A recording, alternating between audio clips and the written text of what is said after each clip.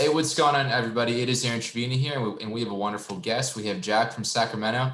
How you doing today? I'm doing great, man. How you doing? I'm doing well. I know it's been a while that we've been looking to connect, so it's great to Yep. see you, and I'm excited for our convo. Yeah, it's gonna be great. I'm excited as well. So, Yeah, absolutely. So for those of us who aren't too familiar with you, would you introduce yourself, please? my name is Jack, and I'm a mortgage lender out of Sacramento, California. Been in the business for about 5 years or so. Been a little bit of a roller coaster as far as my business and just my life in general. So, yeah, I'm excited to kind of share my story and hopefully be able to connect with some people based on my history and kind of where I'm at right now. So yeah, it's been good. Yeah, absolutely. And I'm curious as well. Did you grow up in that area that you're living in now? Yeah, so originally from Sacramento, I left for about 5.5, 6 years. I went to school in San Diego. I went to San Diego State, so I was living down in San Diego. And kind of how I got into real estate was I majored in political science and I minored in history. And after I got out of college, I kind of realized like I originally got into poli sci because I wanted to be a lawyer, and then probably 3 years into college, I decided I didn't want to make that path because I didn't want to do a bunch of paperwork. But now I'm a lender, so I guess I do a lot of paperwork anyway, right? And then I was just kind of partying down in San Diego, and then not really doing anything with my life. So I decided to kind of move back up to the Sacramento area, and then I got my mortgage license. So, Okay, fair enough. yep. And I'm curious as well, was there any particular aha moment or that something clicked and you said, hey, this is a path for me? So really, what happened is that my buddy was he got his NMLS license down in San Diego, and he kind of planted the seed in my brain that it was a good business. And then I started studying for the classes and the courses on my own. I was honestly sleeping on my buddy's like couch in San Diego. And if you're familiar with Pacific Beach, Yeah. yeah, so I was just living on a couch in Pacific Beach, not really doing. I was like serving at a restaurant, not really doing anything, just honestly just partying all the time. And then my buddy planted the seed in my brain about becoming a lender, and then I kind of started the courses, and then I took the courses, and kind of yeah, that's kind of how I started. So All right. And here we are, right? yeah, exactly. So yeah, Okay, absolutely. Yeah. So it sounds like that was kind of your transition into the industry. yep. Could you maybe kind of explain, what you do on a day-to-day basis, or maybe, kind of what you offer? Yeah, so we do traditional financing as well as jumbo financing. So we do anything really from down payment assistance all the way up to jumbo financing. But our bread and butter is really traditional financing, which would be um, single family residence, condominiums, and then 2 to 4 unit properties. So that would consist of conventional financing, VA, FHA, and then we do down payment assistance here and there, and we do a lot of jumbo financing as well, just depending upon kind of price point and kind of what aligns with our clients' goals. So really, our bread and butter here is just purely on educating people. I feel a lot of people, as I'm sure you know, in the industry, don't offer that type of good service, don't offer that value. And it's really my mission to provide as much education as I possibly can, and make sure people feel very comfortable throughout the entire home buying process, because it can be extremely intimidating, especially when it feels as if you're walking into a dark room without a flashlight. So I like to be that person to kind of give that flashlight to people looking to invest in real estate. So Yeah, absolutely, Jack. And you put it in a great way there. You're not only a lender, but you also said you're also an educator. You're educating people on the process too. mm-hmm. So yeah, that's the most important part for me, is just making sure people know what they're spending their money on, will know what they're getting into. And because there's a lot of things, it's intimidating for someone who's never gone through the process before, specifically first time home buyers and people of that sort. So Yeah, totally understood. And yeah, I'm curious as well, could you explain what down payment assistance is and, maybe, any sort of scenario where it would, be needed, right? Yeah. So down payment assistance is great for someone who has like a little bit of money in their bank account, but they don't have enough for down payment and closing costs. So the minimum down payment that anyone's going to be required, besides on VA, which is 0% down, is going to be 3%, and that's going to be a conventional loan. And then on a government-sponsored loan, FHA, it's going to be 3.5%. So say someone has say someone wants to get a $400,000 house, but they only have about $9,000 in their account. So on a $400,000 house, you're going to need, this is rough numbers, about $22,000 out the door in order to close on the loan. So down payment assistance loans allows consumers to kind of bridge that gap through taking out additional liens on their property. So they have an additional loan on their property, but it provides them with the assistance to be able to close on the loan as opposed to waiting to save that money in order for them to qualify. So. Yeah, and you used a word there. You said lien. For those of us who aren't familiar, with what lien is, could you describe what that is? Yeah, so a lien is actually it's an actual loan, and it's connected to your property. But they're considered, like, the specific one here in California that we use the most is called it's through the California Housing Finance Agency, and it's called the My Home Loan Program.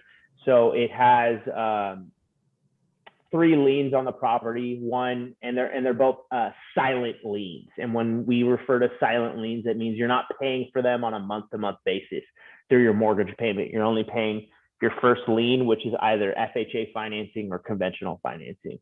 So that lien is where the actual assistance comes in, and you're only required to pay back that loan if you were to refinance that property or if you were to sell the property.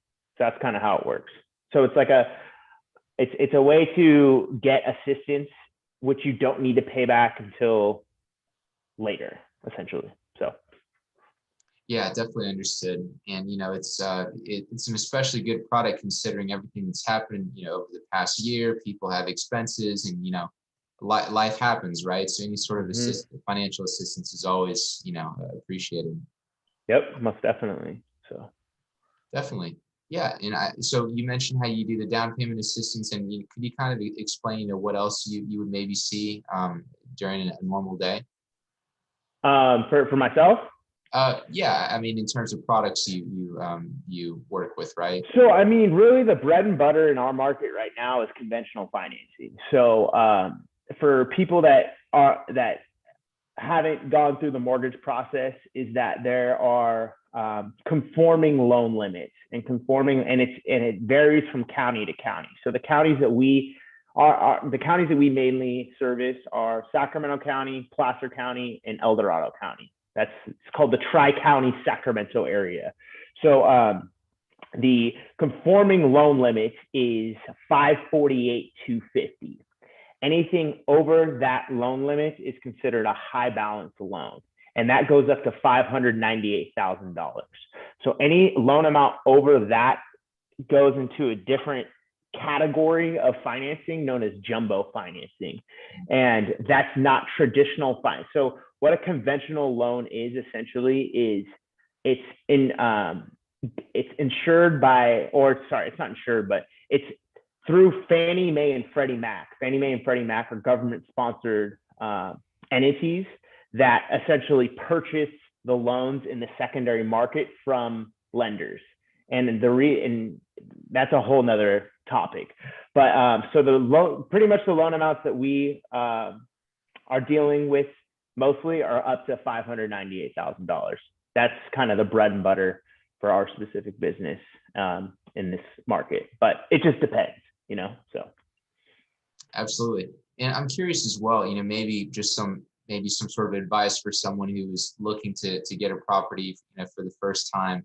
They don't know where to start, aside from maybe consulting with, a professional like yourself. where does someone even start? Because it seems like it can be a big daunting task. Yeah. Well, I would say probably one of the biggest misconceptions for people who've never purchased a home before, and it's pretty crazy because people I've talked to people and they're just shocked when I tell them what it is that a lot, like, the stereotype is that you need to have a 20% down payment to buy a home. This is not true. So the reason people think that is because when you put 20% down on a conventional loan, you're not obligated to pay mortgage insurance any longer. However, if you put lower than a 20% down, you have to pay mortgage insurance, but you can put down as low as 3% on a conventional loan. So that's quite the difference between, there's a huge gap between 3% and 20%, right? But as far as advice, really, I mean, you could do your own research online, but my forever advice is going to be, no matter where you are, just talk to a lender. Any good lender is going to be willing to educate the person on what they need to do to put themselves in a position to be successful, to get a loan. And you'd be surprised. I've worked with people before in the past where they didn't think they would get approved whatsoever, and we were able to work our magic, and they were able to buy a home. So really just talking to a lender, but talking to someone who is focused on educating the consumer, focused on so I like to run marathons. Like, running is my big thing, right? It's like my therapy, or whatever you want to call it. And the thing I love about running and how I compare it to loans is that there's different types of, every single person has a different pace. So some people, their lease is up in 3 months and they need to get into a house in 3 months. That would be, that in my opinion, that would be considered a sprint pace. So you need to work fast. But someone who may not be in a position to qualify, like they need to save up some money or they need to pay off some debt in order to increase their credit, that's what I would consider a marathon pace. So no matter where you're at, it's always good to talk to a lender, so then they can at least kind of lay out a plan and create some action steps and some critical tasks that need to be accomplished in order to put themselves in a position to qualify. Because one thing that is unfortunate about our industry is that there's so much, especially in loans, like there's so much random and confusing and misleading information on the internet. So hearing it from the source and hearing it from a local lender who knows that market and cares is really, I think, the difference maker for people. So. Yeah, and I mean, you hit the nail on the head there. It's, with anything, it's easy to get that information overload, right? But it sounds like you just need to talk to a lender to kind of break it down for you and explain it in a way that is clear and that makes sense. Most definitely. So. Yeah, absolutely. So I guess that's what you do a bit on the day to day. What are you looking to do in the future? So I just recently switched banks, and I realigned with my old employer. His name is Nick Street. And he owns our branch, and our name is Street Home Lending. We're an associate of Hometown Lenders, which is a bank out of Alabama, actually. And really, my main goal is I aligned with him because he's a very, very high producing lender here local in the area. So really, for me, I just want to provide as much value as I can, not only to my team, but to the agents that I'm working with. So kind of what I'm kind of in the works of doing is learning and trying to master target marketing, so that I can not only do that for us specifically, but also I can teach the agents that we work with in the area and really try and expand and optimize their business and help them succeed as much as possible. So, but I would say within the foreseeable future, like I said, it's just to provide as much value as I can to my team and to the agents that I'm currently working with, and obviously add as many agents as I possibly can that I can help on a day-to-day basis. So Yeah, absolutely. So it sounds like you're looking to expand, right? yes. Yeah, and I'm curious as well, maybe not just for lending, but really for, any sort of facet of business. Can you maybe kind of explain, someone else who's trying to build a team, maybe what are some of the challenges that you may face? I mean, I would say probably the biggest lesson I learned is that, I mean, one, you got to be patient because good things take a long time to come to fruition. But two, I mean, the biggest thing that's helped me out myself, not just in business, but in everything in life, is adopt the growth mindset. Try and become excellent at everything. Like, if someone were to ask me what my biggest, what's helped me out the most, I mean, besides, because I'm a Christian, so that's my relationship with God and with Jesus is the most important thing to me in my life. So that's most important. But as far as actions that I've taken, I mean, just being in fitness and just taking care of myself, taking care of my health, and just trying to get better in everything has helped me out. I don't know if you're still doing 75 hard, but I mean, if you're trying to freaking take it to the next level as far as who you are as a person, do 75 hard. It's a smack in the face and it's hard. That's why it says it in the name, right? But just really trying to grow as a person. That's going to be the best thing. Like, there's no better investment you can make than in yourself, So if you're starting out, just don't get discouraged. Just know that success doesn't come overnight. It never has. It never will. But just try and, grow in every aspect that you can, and just try and get 1% better every single day that you wake up. Everest wasn't climbed like Everest is climbed step by step. You just don't jump up there. You know what I mean? So that's kind of what I would suggest for people. Just be patient. Yeah, I mean, I can definitely attest to that. I'm on I forget what day 54, I believe. Yeah. Yeah, approaching the end, but it hasn't been all pretty. It's been tough sometimes. Being on the 75 hard program. So you're liking it so far?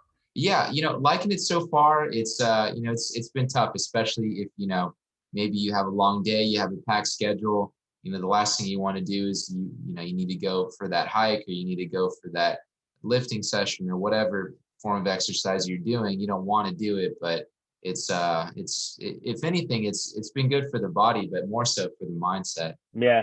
Well, wouldn't you say that in those times of adversity when you don't want to do things, but you end up doing it, man, that's the time that you kind of elevate yourself. You get that much closer to where you want to be, is when you're doing things that you don't want to do. So. Oh, completely, 100% agree with that. And it's one of those things where people almost kind of poke fun at it. It's kind of a cliche of, the body mind connection. But after doing this, it's so true. Kind of that body mind connection. No, for sure. No, that's something that I realized doing that as well. So. Yeah, and I'm curious as well. You kind of touched on it earlier, but could you maybe describe what you make of kind of that body mind connection? Maybe making fitness a priority and it kind of translating to different facets of life. I mean, it's been a game changer for me, because just a little background for your listeners. I used to be a wreck, a huge wreck. I used to, when I say I used to party in San Diego in college, I used to just get drunk and do a bunch of drugs all the time. So I had a huge problem with prescription pills. I got into doing heroin for a little while. So I was a wreck in everything, right? And I was actually in the real estate business. Some of that, I was in the real estate business, right? And until I was able to take control of the actions that I'm taking and really taking full, extreme ownership of everything that I do on a day-to-day basis, I wasn't able to progress forward. So by me channeling my energy into fitness and just improving in that aspect, it's not only helped me with my mindset, but it has you're just more confident. You look good, you feel good. And every single like for me, I like to do things when it's like the worst conditions because it sharpens my axe more and it allows me to be in more uncomfortable situations. So, like I said, as far as advice for me, if you're in a bad spot right now and you're not moving your body, you're not working out, you're not eating healthy, that's the first start. Like, start eating healthy, start working out, start moving your body, and your life will change. It's just kind of what happens because it'll correlate into better cognitive brain function. You'll have more natural energy. You'll have way more confidence because I don't care who you are. If you're that guy that's super confident out there, but you haven't really accomplished anything, right, in business and fitness or anything, it's just fake confidence. Like you get confidence from doing hard stuff. That's just kind of how it works, right? So, but yeah, man, like I said, fitness saved my life. So it's like it's one of my passions. It's one of my it's something that I hold very dear to my heart, and I am very, very intentional about doing on a day-to-day basis. So. Yeah, no, that's definitely a wonderful story, and it sounds like in a way, fitness kind of, in a way, kind of helped you discover parts of you that were maybe laying dormant, and you just kind of woke them up. Most definitely. So. Yeah, definitely, and it gives you a way to kind of structure your day. You're able to meet other people, and you also have something to look forward to as well. Yeah, no, it is. I find it so interesting as well as, I even look back on myself as well, being overweight or whatever, whatever it may be with the eating, the drinking, it can definitely get out of hand. But when you kind of make even just small baby steps to correct that, you can kind of see that your trajectory is changing for the better. No, 100%. Most definitely. Yeah, definitely. And I'm curious as well, you kind of talk about, you're coming into learning more about your physicality, you're working out, you're feeling good. How do you structure your day, with the lending and also, keeping yourself fit? So for me, and this will be like for some of your listeners, this is like probably a hard thing to start, but really I get up early. Like I'm up at 4:30 every day, Monday through Friday. I'm up at 4:30 every single day. So I wake up early. I usually do. I either do two things. I wake up early. I either study or I read or I pray for about 30 to 45 minutes. And then I'm usually with my girlfriend, so I usually wake her up. It takes her 15, 20 minutes to get ready. And then we go to the gym immediately, and we usually work out for about an hour. So around that time, we're probably approaching like 6:45, 6:50, 7 sometimes. And then, so that's kind of where my gym session comes in. And then I go home. Another thing too, that's been a game changer for me, which I love. And the only reason I do it, honestly, is because I heard Ed Milet was doing it. So I was like, oh, she's doing it. Why not? I'll do it too. I take a cold shower. Sounds terrible, but it's actually, you feel amazing after, especially because you're doing something that you're intentionally putting yourself in a situation where that feels uncomfortable, and you're just kind of overcoming it. So I do that. And then I try and like visualize in the shower, and then I go to work. I'm usually at work about 8:30, and then I work all day. And then I'm there till about 5:30 or 6. But in my industry, like, as you know, like you're in the office, then it doesn't really stop. You know what I mean? So it's like you have stuff you have to do when you go home, like your calls you have to take. It that day continues, right? So when I say I'm off work, I'm like just leaving my office.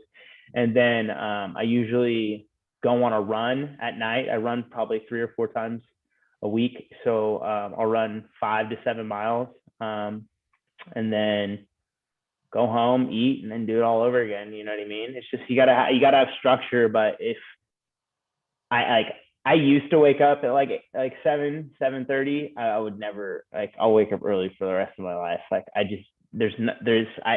you have to make that the time. you know, getting fit is super hard, and you have to, if you're super busy, you have to make the time to do it. So yeah, that's how I do it. I just get up early.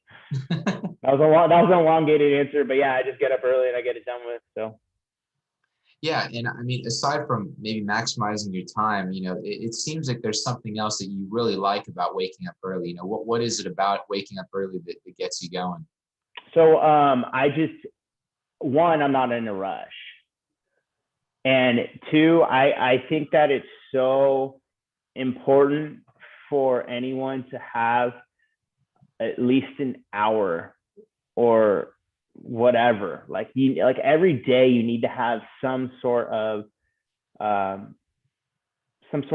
habit that is moving you forward. That is, you know what I mean? And I think that being healthy is so important, and just getting, before I even go to work, just making sure, like, having already worked out, having already taken a cold shower, having already prayed, having already read, it just elevates the rest of my day, because it's just my morning routine. You know what I mean? It's just what I'm used to doing. So yeah, it's almost like that morning routine. You've become that morning routine. It's almost become part of you in a way. So No, that's awesome. I think that's wonderful. Well, is there anything else you haven't said thus far that you'd really just like to hammer home? I'll say one thing, and I gotta read it. Because like I said, I'm a Christian, so something that my favorite Bible verse in the Bible is James 1:2-3, and it says, "Consider it pure joy, my brothers and sisters, whenever you face trials of many kinds, because you know that the testing of your faith produces perseverance." And I like that because it specifically states that, if like, no matter what, like, success guru you're talking about, the lessons, like, all the lessons are in the Bible. They just are. If you go in there and read them, they're in there. And I like that specific passage because it really states that through times of adversity, if you overcome and you push past those times of adversity and challenges, you come out a better man. And something that I've learned is that, in order to elevate and in order to grow, you have to challenge yourself more and more. And failure isn't a bad thing. Failure is a good thing. It just depends on how you look at it. So if you're looking at failure like, oh, woe is me, I'm playing the victim card, then your life is going to be pretty terrible. But if you look at failure like, oh, what can I learn from this? How can this make me better? It can be amazing for you. And I've failed so much in my life. And it's the times that I was in the worst state, like at rock bottom, that I've been able to build upon and taught me the most lessons. So if you're out there, if you're struggling, if you are, don't know how you're going to make it to the next day and anything, just know that all you need to do is take one step forward. All you got to do is get 1% better, and that whatever challenges you're facing, there's a reason for that. And God has a plan for that. And there's a reason it's happening for you. And things happen for you, not to you. That was a great lesson that I learned. So. Yeah, definitely. Well said on that one. And, it can definitely be pretty tough, especially everything that's happened, over the past year or so. People in isolation, maybe you don't have that girlfriend, boyfriend, husband, wife. Maybe you're new to a new city, a new neighborhood, transitioning to a new job. It can be easy to get discouraged. Yeah, definitely. But no, it's it can be easy to get discouraged. But those words are those are words of wisdom that have withstood the test of time, huh? Yep, for sure. So life wasn't supposed to be cupcakes, rainbows, and a unicorn flying over. So you got to get punched in the mouth here and there in order to grow. So yeah, absolutely. Well, maybe we're in the Sacramento area, maybe we're in California, maybe we're in another part of the country. We want to get in touch with you. Where can we find you? So my Instagram handle is @Jac Cancel, and it's spelled JACCANCEL.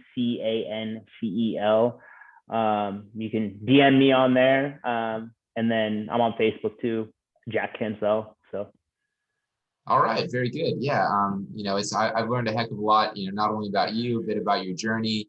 Being able to get through that adversity, the mindset shift, and a bit about lending too, and how that body mind connection is real, right? Yeah, most definitely. Yeah, absolutely. Well, Jac, it's been a real pleasure having you on the show, and thank you so much for coming on. Yeah, thanks for the invite, man. I appreciate you. Talk later. All right, have a good one.